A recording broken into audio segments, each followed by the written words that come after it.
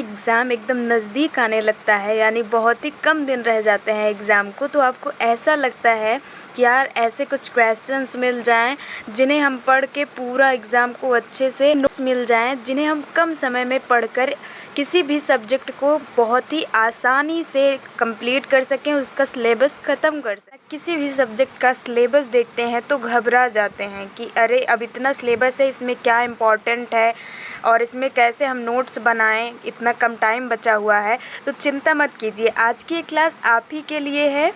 किसी भी सब्जेक्ट में खूब अच्छे नंबर लाने के लिए चैनल को सब्सक्राइब अभी से कर लीजिए।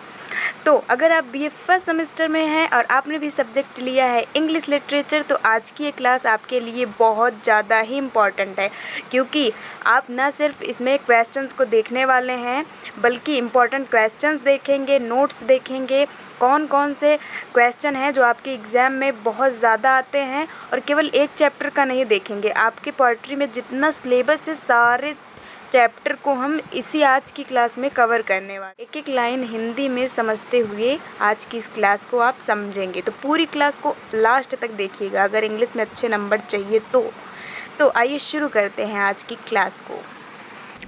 जो शेक्सपियर हैं वो अपने सनेट 18 में क्या बताते हैं?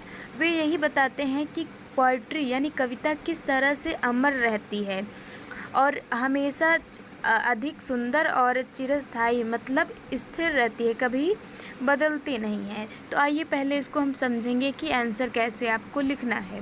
तो सेंट्रल थीम पूछा है क्वेश्चन में, तो आंसर की स्टार्टिंग जो चीज़ पूछा है आपको उसी से करना है।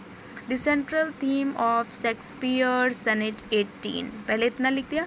फिर अब पोएट क्या कहते हैं कि is the immortality of poetry, जो एक पोएट्री एक कविता होती है वो अमर होती है, एंड इंटरनल ब्यूटी, और इसकी आंतरिक सुंदरता होती है, यानी इसको जो गहराई से समझता है वो उसको कविता बहुत ही अच्छी लगती है। The poet compares his beloved to a summer's day, तो जो कवि हैं वो किसकी अपनी प्रेमी की तुलना जो है वो ग्रीष्म ऋतु से करते हैं, यानी गर्मियों के दिन से करते हैं।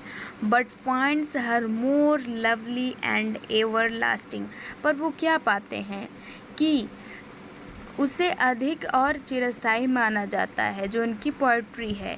वाइल नेचुरल ब्यूटी फेड्स, जो प्राकृतिक सुंदरता ब्यूटी होती है वो समय के साथ चली जाती है, बट जो पोएट्री होती है प्रिजर्व्स ब्यूटी फॉर एवर, उसकी सुंदरता जो है वो सदा के लिए अमर रहती है। तो यही कहा है शेक्सपियर ने अपने सनेट 18 में। तो आपने समझ लिया, पॉइंट को एक बार नोट डाउन करिए जिससे कि रिवाइज करते टाइम एग्ज़ाम के टाइम आपको बहुत ही इजी हो। तो 3 पॉइंट्स इसमें हमने देखे थे। सबसे पहला था, क्या बताया इन्होंने, immortality of poetry and internal beauty, पहले पॉइंट ये आप याद कीजिए। दूसरा कि पोएट किससे कंपेयर करते हैं, जो पोएम होती है उसकी ब्यूटी को कंपेयर पहले करते हैं,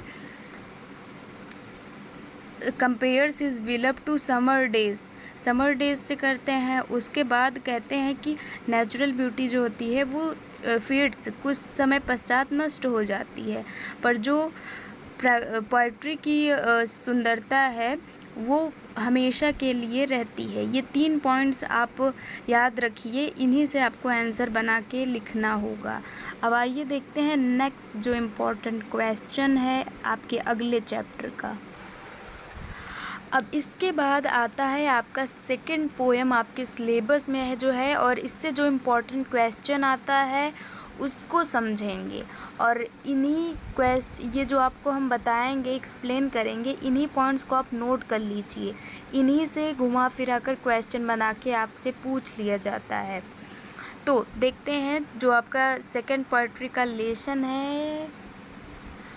जॉन मिल्टन जो है उन्होंने एक पोएट्री है उनकी ऑन हिज ब्लाइंडनेस। तो क्वेश्चन देखते हैं, what message does Milton convey on his blindness. Important question है इस चैप्टर का। आंसर देखते हैं। पहले एक बार समझ लीजिए कि मिल्टन ने आखिर हिंदी में समझिए कि मिल्टन आखिर ये ऑन हिज ब्लाइंडनेस जो एक पोएट्री है इसमें बताया क्या गया है। तो मिल्टन अपनी कविता